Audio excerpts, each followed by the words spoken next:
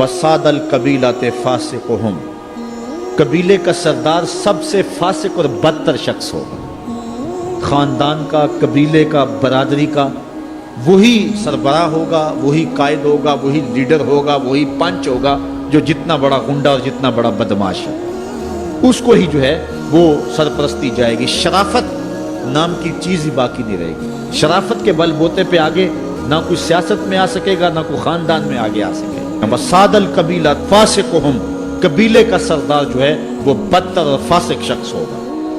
وکان زعیم القوم ارذلہم، اور قوم کا جو سردار ہوگا وہ قوم کا کمینہ ترین شخص ہوگا، یعنی قوم کا جو سب سے کمینہ شخص ہوگا وہ سب سے اونچی والی مسند پہ بیٹھا ہوگا۔ اور آپ دیکھ لیں، صرف پاکستان میں نہیں پوری دنیا پہ دیکھ لیں کہ ایسا نہیں دیکھ رہے ہم کہ جو بدبخت ہے، جو کمینہ ترین شخص ہے، فلک نے بخشی ہے انہیں خواجگی، جو جانتے نہیں روش بندہ پروری کیا ہے، جن کو اپنے نفع نقصان کا بھی نہیں پتا، اپنے آپ کا بھی شعور نہیں ہے، ہم کون ہیں، کس لیے آئے ہیں، جو مقصد حیات سے بھی آگاہ نہیں ہے، تو وہ قوم کے سردار ہوں گے، سیاسی تنظیمیں ہوں یا دیگر تنظیمات ہوں، الا ماشاء اللہ اکثر حال یہی ہے جو اللہ کے محبوب علیہ السلام نے بیان فرمایا، جہاں کہیں بھی شرافت، نجابت اور اچھے لوگوں کو برتری ہے، آہستہ آہستہ وہ کم ہوتی چلی جائے گی، اور یہی ہوگا سارے کا سارا نظام جب قیامت آئے گی تو یہی ہوگا کہ جتنا برا شخص ہوگا، جتنا کرپٹ شخص ہوگا، جتنا ظالم شخص ہوگا، جتنا ڈاکو لٹیرا اور انتہائی کمینہ صفت شخص ہوگا، وہی جو ہے وہ قوموں کا سردار ہوگا۔ وَأُكْرِمَ الرَّجُلُ مَخَافَةَ شَرِّهِ، اور آدمی کی عزت اس کی شر سے بچنے کے لیے کی جائے گی۔ فلاں بندے سے اگر تعلقات قائم نہ رکھے تو ہمیں نقصان پہنچائے گا۔ آج 10 نمبر کا غنڈہ بھی ہو تو لوگ اس سے تعلق ضرور استوار رکھتے ہیں، یہ فخر سمجھتے ہیں۔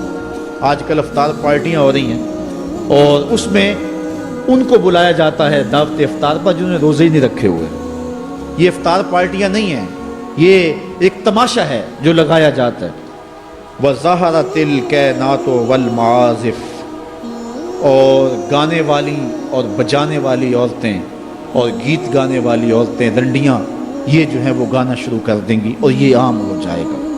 وَشُرِبَتِ الْخُمُورُ، اور شرابیں پی جائیں گی، رنڈیاں ناچیں گی، گانے گائیں گی اور شرابیں پی جائیں گی۔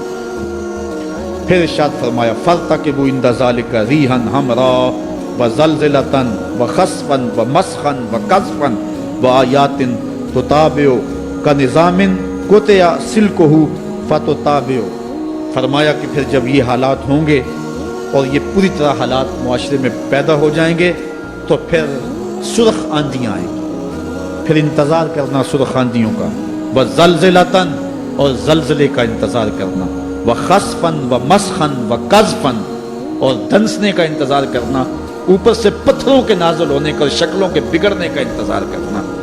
اور آگے فرمایا وَآیَاتٍ، اور ایسی نشانیاں آئیں گی ایک دوسرے کے پیچھے آئیں گی، جس طرح تسبیح کا دھاگا ٹوٹ جائے تو پیدل پہ اس کے دانے گرتے ہیں، تو یہ سارے عذاب جن کا ذکر حضور نے کیا میں مسلسل اوپر نیچے یہ تمہارے تک پہنچیں گے۔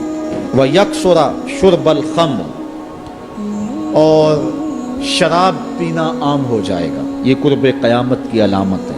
آج ہماری ایلیٹ کلاس میں اور ہمارے آیان حکومت، آیان سلطنت اور سیاستدانوں اور جو ہے وہ عالی نسب خاندان جو شمار کیے جاتے ہیں، ان میں شراب پانی کی طرح سمجھی جاتی ہے۔ اور آج ہمارے ملک کے اندر جو ہے وہ کتنے شراب خانے موجود ہیں اور کتنے ٹنوں کے حساب سے جو ہے وہ بیرون ملک سے شراب درآمد کی جاتی ہے۔ یہ قرب قیامت کی نشانی ہے کہ شراب عام ہو جائے گی۔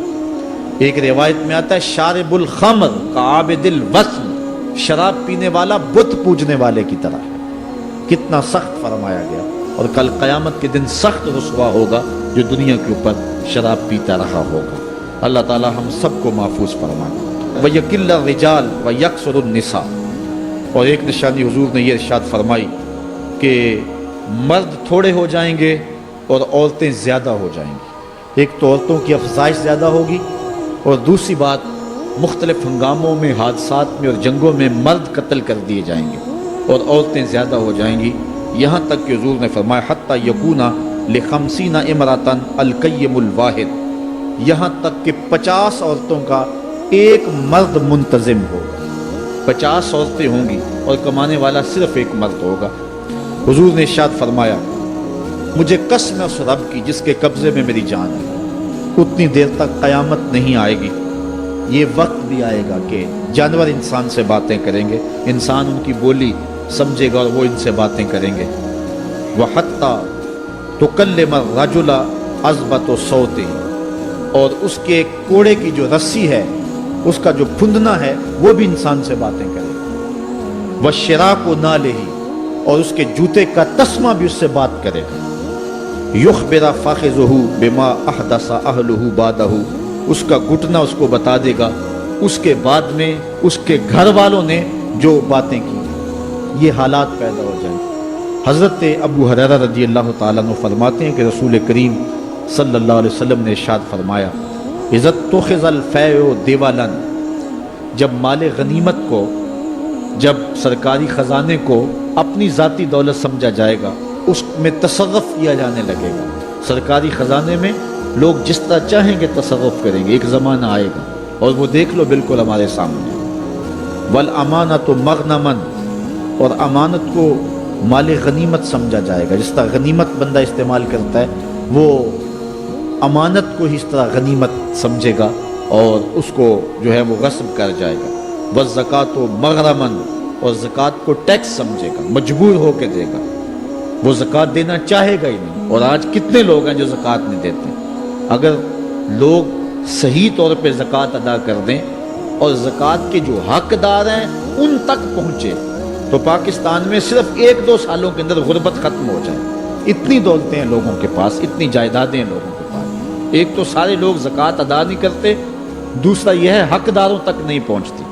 पेशावर मांगने वाले और इस मौसम के अंदर जो है वो अपने आप को गरीब ज़ाहिर करके और मुख्तलिफ अपनी मजबूरियाँ ज़ाहिर करके माल हथियाने वाले बहुत सारे हैं। और ज़कात देने वाला कहता है मैं जल्दी जल्दी फारिग हो जाऊँ। जितनी मेहनत माल को कमाने में सर्फ की है, इतनी ही मेहनत हकदारों को तलाश करने के लिए भी करे, ताकि उसकी ज़कात असल मसारफ तक पहुँचे।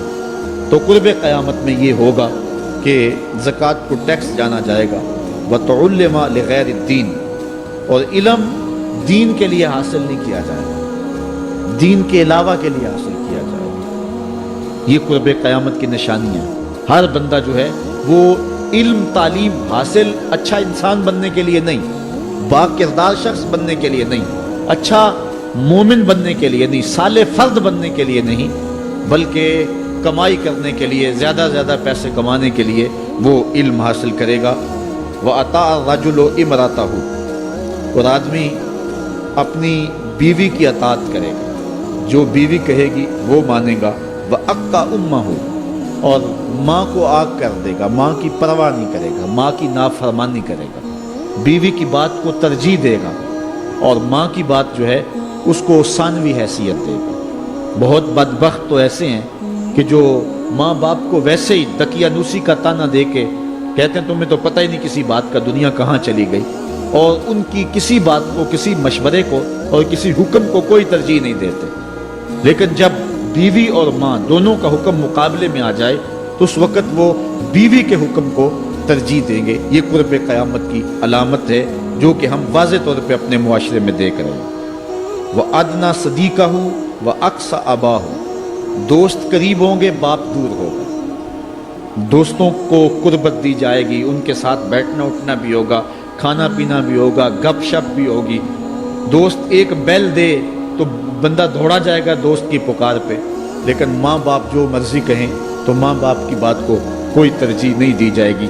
ये कुर्ब क़यामत की निशानियों में से एक निशानी है, और इस वजह से आज लोग महरूम हो गए हैं और घरों में बरकत नहीं रही। माँ बाप अगर कुछ कहें, कोई चीज़ लाने के लिए भी कहें, तो बच्चा 100 बहाने करता है और दोस्त की पुकार पे लब्बैक कहता हुआ भाग उठता है।